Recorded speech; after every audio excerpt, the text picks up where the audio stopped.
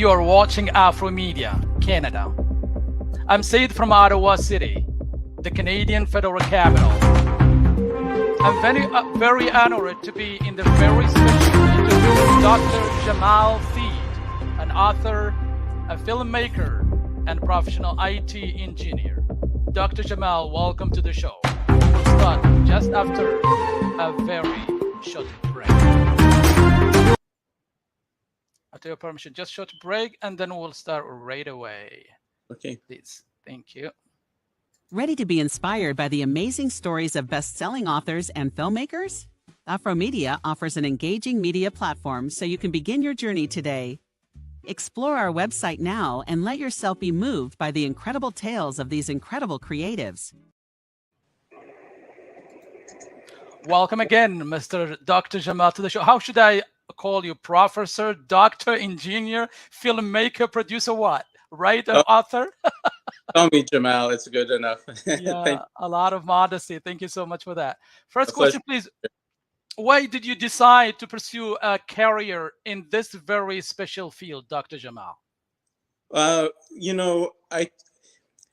When I was working in the Middle East, I'd go on hiking trips with young Muslims and non-Muslims, and I was quite surprised at the level of misunderstanding about the role of Islam in people's lives and the role of the science. So I felt that I needed to do some things to clarify. So I started with children's books, and I also did a science fiction movie, and now I have a YouTube blog on Islam and science.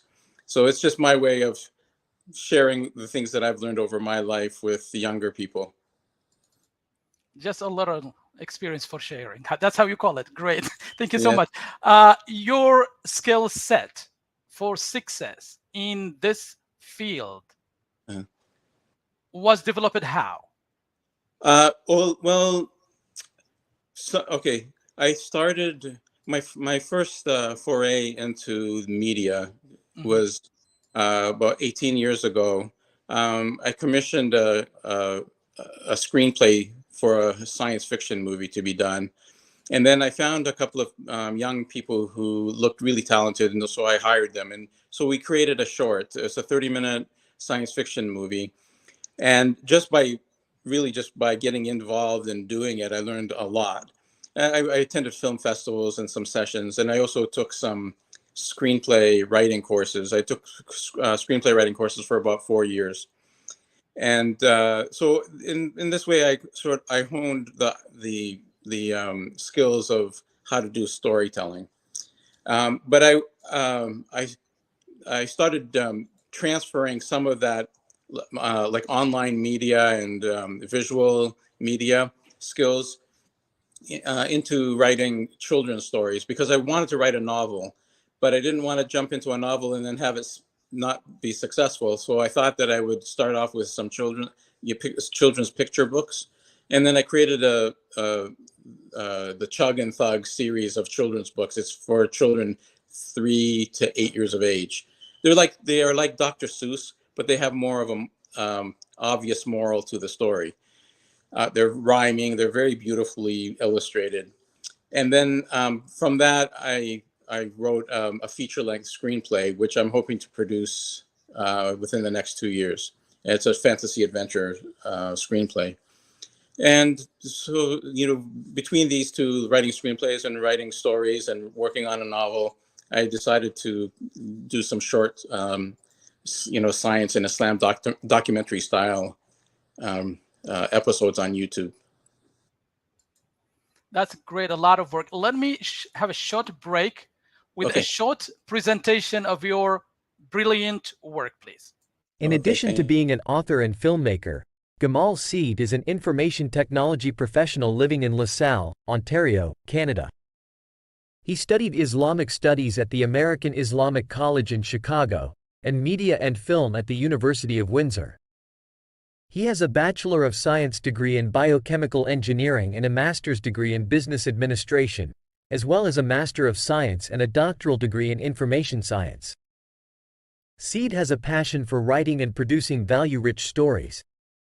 In 1992, he produced the world's first computer-generated Islamic cartoon entitled Kindness to Animals.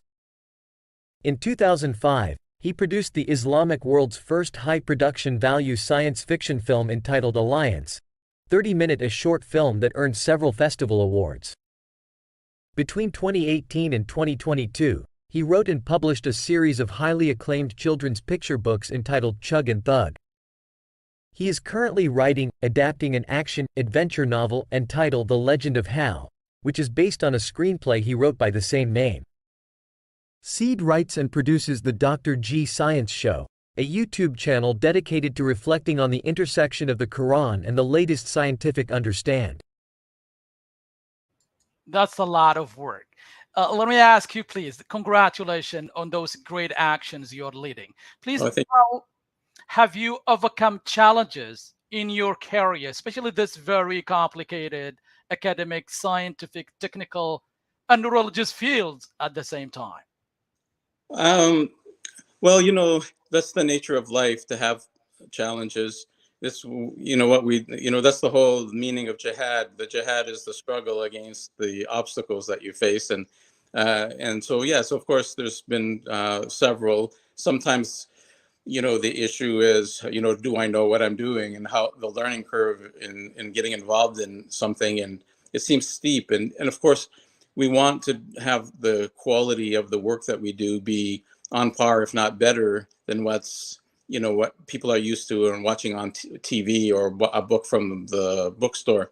So, but to get there, it takes practice, and it takes a lot of work and a lot of effort, and reading the theory on it. And as I saw one of the slides that you put up, I did take, in order to prepare myself for better quality, video and filmmaking, I enrolled myself in the undergraduate program at the University of Windsor in the communication, media, and film for 1.5 years. I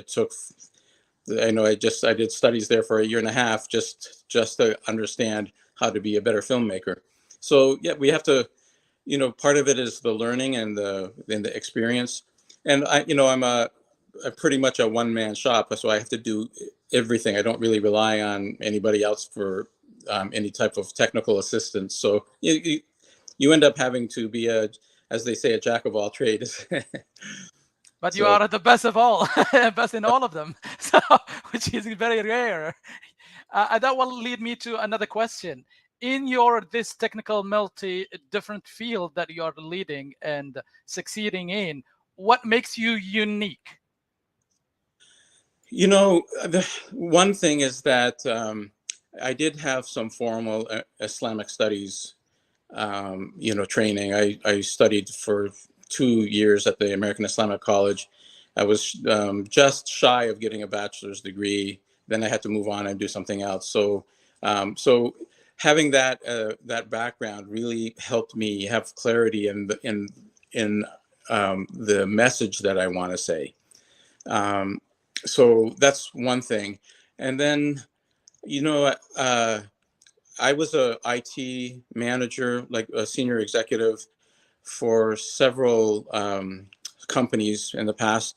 About 12 of the 35 years of experience that I've had was in the entertainment industry. I worked for Disney for a number of years. I worked for Warner Brothers. And just being in the media sector in Los Angeles, exposed me to some really talented people, and people that I can, that I got to know and I learned from. So I think the experience in the entertainment industry, the Islamic studies background, and I guess more recently the Quran and Islam, the Islam and Science YouTube channels have benefited from I have a biochemical engineering undergraduate degree, so the science behind it is a bit easier for me to kind of digest and understand. So that's helped a lot too when I'm doing those the Science and Islam YouTube series. That's great. We hope that we'll have a chance to translate some of those series into Arabic as well. Do you stay on top of industry trends and technologies? I do try. Like the thing that I'm right now very very intrigued with, and I've done some experiments with, is virtual production. This idea that you can film yourself in front of like basically a very large computer monitor, and then the camera that's tracking you will the background on the video monitor will actually change as the real camera actually moves. So it makes it look so incredibly realistic. It makes it look like you are actually in a place where you're not. But the nice thing about the virtual production is that the actor or the person being interviewed or whoever's on the screen can actually see the environment and react to it, instead of having to imagine what they would do in post. So yeah, virtual production is the thing that I'm intrigued with right now, and I'm playing a lot with. Great. Would you give advice to someone starting out in this great technical field, the virtual production? There's almost all the tools are freely downloadable software. So if you have a computer, you do need to have a computer with a reasonably good video graphics card. But yes, if you've got a computer, or if you have access to one, you can download the software, and there's a lot of free, tutorials online.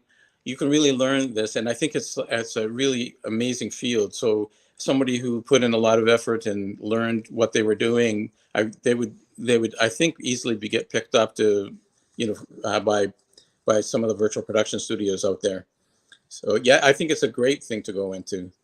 But I think before I would get into anything technical, if somebody was starting out from zero and didn't know anything about storytelling, I would start with the process of how to do a story.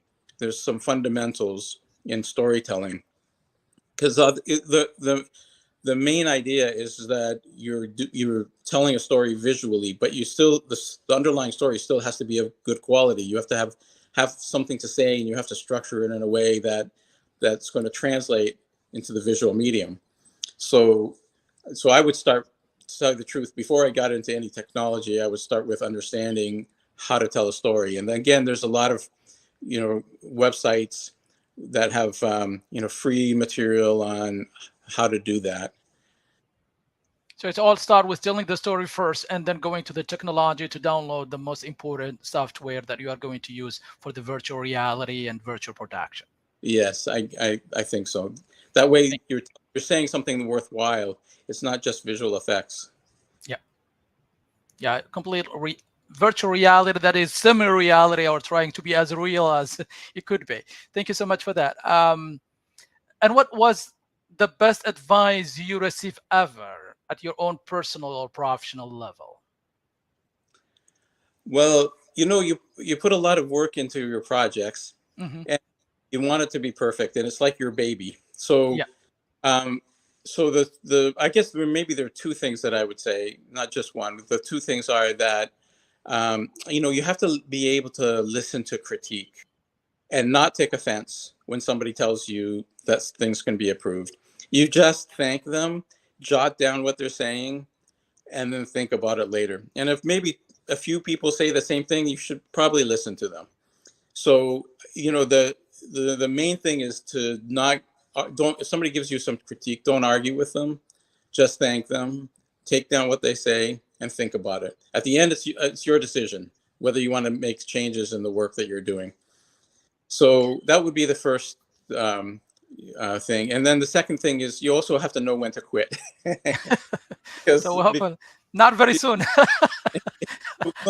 After a century. I don't mean quit the project. I mean, every time you do a project, you want it to be perfect. But if you continue just tinkering, you're never going to actually, publish it. So there comes a time where it's good enough to abandon the project. Yeah. As a therapy by itself. Okay. And this is very important, especially in the Arab culture, that they don't like to be any critique at all. And when you critique anyone, they don't think that you are criticizing the idea for improvement. They take it very personal, at very personal level, and an offense even, and then they think of you as an enemy just because you tell them maybe something very good for them, but they don't want it. I know but I don't think it's just the Arab world. I think it's a human nature Oh, thing. really? You have seen it everywhere then? You- You are the international traveler. Yes, it's hard to, especially in your first one or two projects. You tie so much of your self-worth into that first, second, third project that it's hard to hear critique, but it's absolutely necessary if you want to improve. So there's just no way about it. If you don't learn how to take critique, and as I said, the thing to do is just thank the person, thank them. That person thought about what you did and wanted to contribute. So just thank them and then move on. You don't have to feel offended or anything like that. Great. So far, what has been the most important or most rewarding experience of your technical field and career and project so far, at least? Most rewarding? Yep. Experience. The short film Alliance, when we released it, normally when you have a short film, there's a procedure for submitting it to film festivals. You try to get into the best festivals first, and then you go to secondary tier festivals. But I didn't know that. I submitted, and then I just went to the very first festival that accepted me, which was the movie has some Arab and Islamic elements to it. It's a science fiction. It's set in the future, but you see Muslims praying, and the names of some of the characters are Arabic names. So and this film festival took place about a year after 9/11.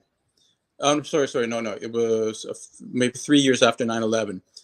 And the film festival that I went to happened to be in the Bible Belt of the United States. Again. So That's the best advertising. I was really, I didn't know this. I didn't know where I was going. I went to the film festival. It was in Louisville, Kentucky. And I got there on Sunday morning, and I had attended the festival for the last 2 days, and every screening was packed with people. But Sunday morning, nobody was in any of the screenings. So they were completely empty. And then my show was going to come up in the afternoon, just in the early afternoon. So I asked the attendants, is anybody going to show up for my movie? Like, there's nobody here. And they said, no, everybody's in church. They'll be here. If your movie's at 1, everybody will be here. So sure enough, I had a packed audience of church-going Christians, and I've got this video that portrays Islam in a very positive way, and I had no idea how they were going to react. But subhanAllah, at the end of the movie, they gave me a standing ovation, and that was the first standing ovation that I'd seen in the whole film festival. Wow. And the questions that I was getting, they were so interested and so curious and very, encouraging and, congratulating me. And they asked, one of the questions that I will never forget, they asked me, have I taken this film to the Middle East so that people in the Middle East know that a Muslim can make a film like this in America, and that Americans don't hate Muslims. Wow. That I had taken this. At that time, I hadn't taken it yet. But about 3 months later, we got an invitation to the Dubai International Film Festival, and we showed it there. And again, it was really well received. And basically, the Dubai Film Festival used the video clips from our movie to advertise their festival. The video clips from my movie was the way that they advertised the festival itself. And at the end of that, in the question and answer period, I got one question which said, somebody asked, have you shown this movie in America so that they know that Muslims are good and that, we don't hate them? Great. The same question from two sides of the planet, both concerned that the other side is not perceiving the other side correctly. Like everybody wanted to know that we were not enemies to each other. Because that was, I think, the most rewarding thing that Very interesting. And in the opposite, to put it in the different, in the contrary, what has been your most challenging experience?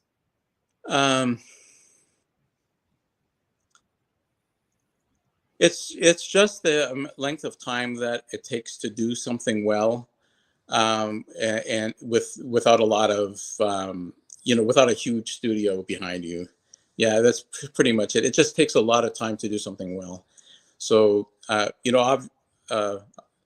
we do what we do with the resources that we've got, and I thank God every day that I have the resources that I have, because I have some things that perhaps many other people don't have, but I would like to go faster and do produce more content, but this is where we are right now. Thank you. In your technical field with Dr. Gemal, what skills are most important for success?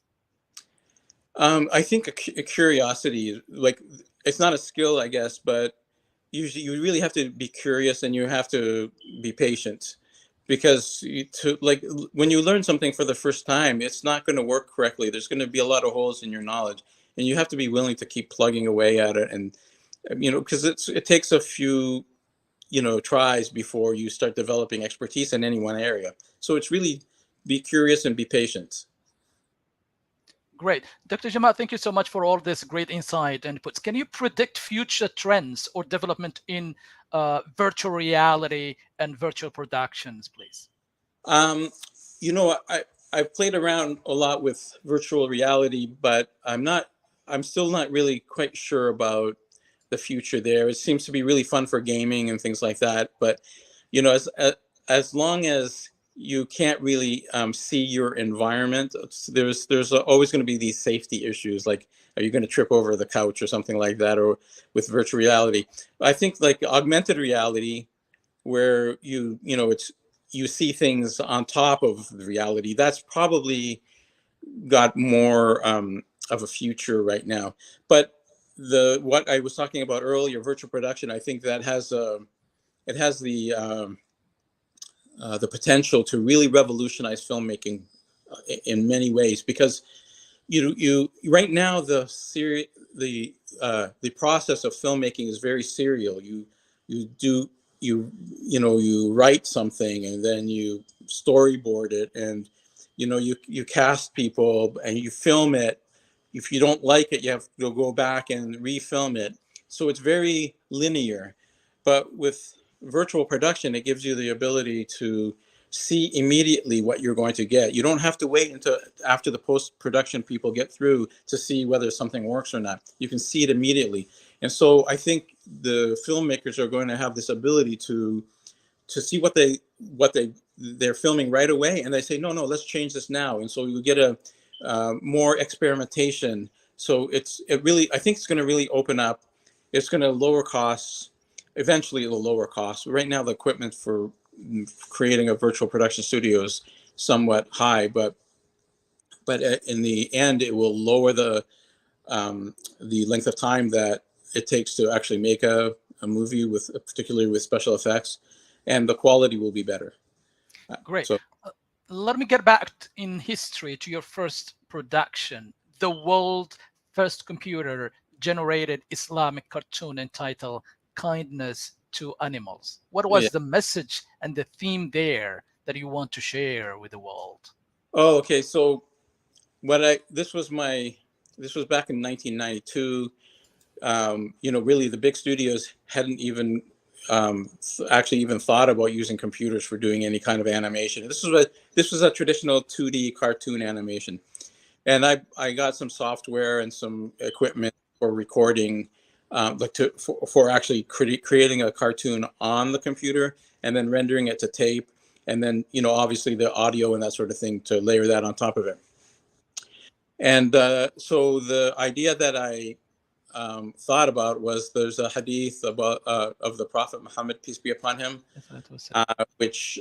in which he related a thirsty man in a desert, and he was about to die, and then he found a well, and he climbed into the well and drank, and then came out, and when he exited the well, he saw a dog dying of thirst. So he went back into the well and he filled his shoe with water, and then brought it up and let the dog drink, and then God forgave him all of his sins. So the cartoon that I did was about that hadith. It's framed. It was framed in modern times with a modern boy about to do something cruel to a dog, and his father stops him, and then the father tells him, hey, like this is a hadith of the Prophet. So the child learns a lesson from the hadith. Great. Let me get back you to 2005 when you produced the Islamic world's first high production value science fiction film entitled Aliens. 30 minutes, a short film that earned several festival awards. How long does it take you to produce that 30 minutes? And what was the initial idea that came to your mind that you want to produce this Aliens? And what is the Alliance is communicating to the essence core message of the Alliance, please? Okay, so it took 3.5 years to. Wow, 3.5 years to produce 30 minutes. Yes, if you That's saw, amazing. You know why there's hundreds of people that were involved in making it, and the message was basically that small good deeds can have significant positive consequences. So the main character, in the story, the Earth is being attacked by aliens, and they don't have a way out. And there's a female Muslim scientist wants to go on a very major journey. She wants to have a lot of resources, and she wants to see if she can help save the Earth. And then her mission is scaled back dramatically, and in the process of she ends up actually helping to save the Earth, but even with her small mission. And then inside of this, that story, she learns the story of the aliens, and the aliens also have a similar story where small good deeds transform their whole society. So that's the idea behind that. Great. Okay, let me take you to one of your best work on YouTube. Dr. Gemal, you wrote and you produce the Dr. G Science Show on YouTube channel dedicated to reflecting on the intersection of the Quran and the latest scientific understand. What was that intersection, and what's the key message there that is complicated and that you want to simplify to the layman everywhere in the world, please? Well, I think one of the things that I found when I was going on those hikes, I mentioned them earlier, like I would go on hikes with in mountains and nature with a lot of young people. And so I would hear sometimes, I don't believe in a religion, I believe in science. And so one of the messages that I have in this series is that really the science and religion answer two different questions. Like scientific laws answer the question about what is happening, and scientific theories answer how it's happening. But religion and philosophy answer why it's happening. And so they don't really conflict, because they're actually talking about completely different things. However, the beauty of the Quran is that it often talks about natural things, like the creation of the earth and the creation of the skies, and it talks about these things. So it's nice to take what the Quran is saying and then measure it against what we currently understand in science. Because if you're a believing Muslim, you know that the verses of the Quran are ayat. Ayat means they're signs of God. But the signs of God are also everywhere in nature. So I don't feel, that there is it's almost like there's no real superiority between one ayah and another ayah. The sign of God in the Quran is not superior to the sign of God in nature. They're both God's creation. They're both there to guide us and bring us closer to God. So it's very important to reflect on both of them.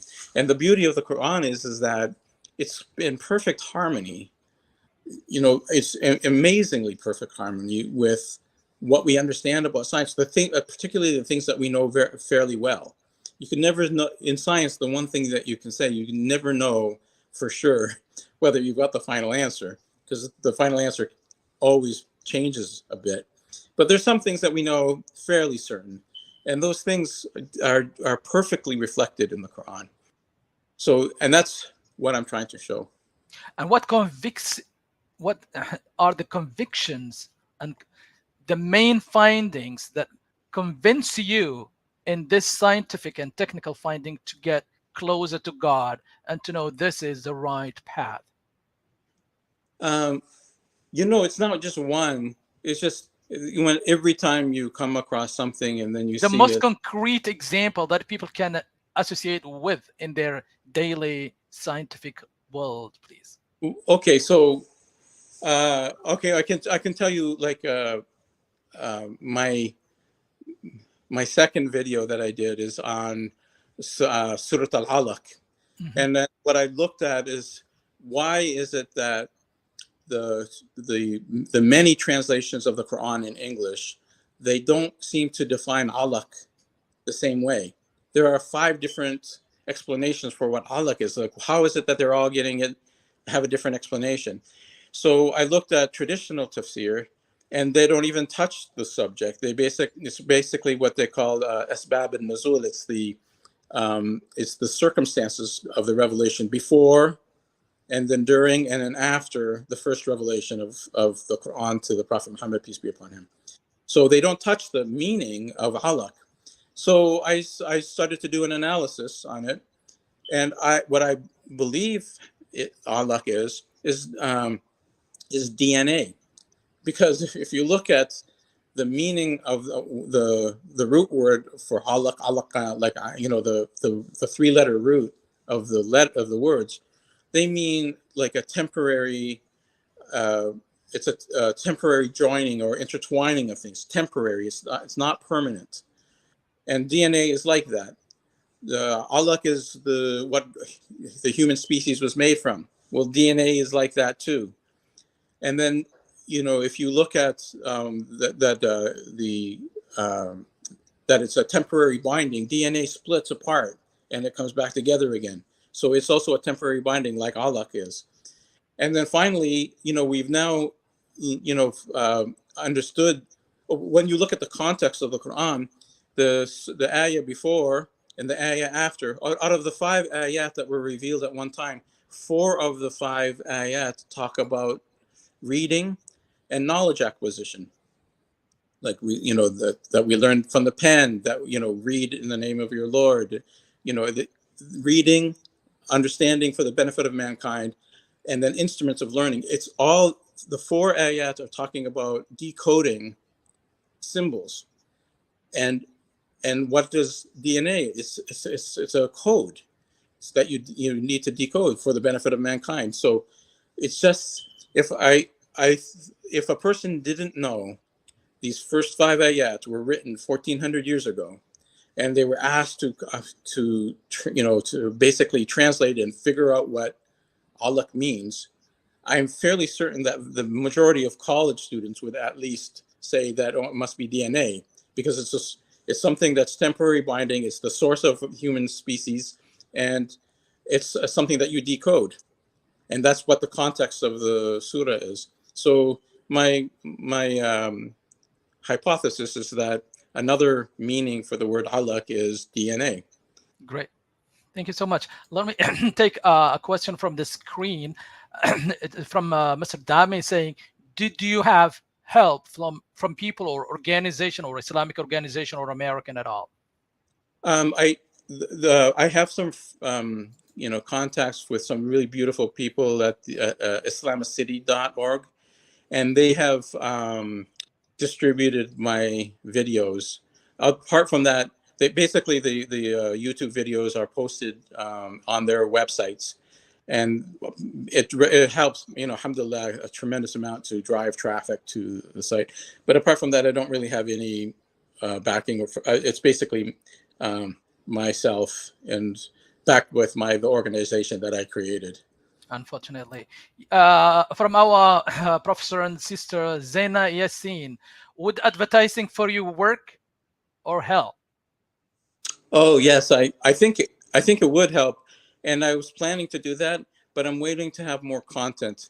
It's because it's sort of like advertising for McDonald's. If McDonald's only had French fries, you could advertise, but like the people would come, but they may not really buy anything. So I'm basically trying to get maybe 6 to 8 Islamic videos before I engage in advertising for the channel.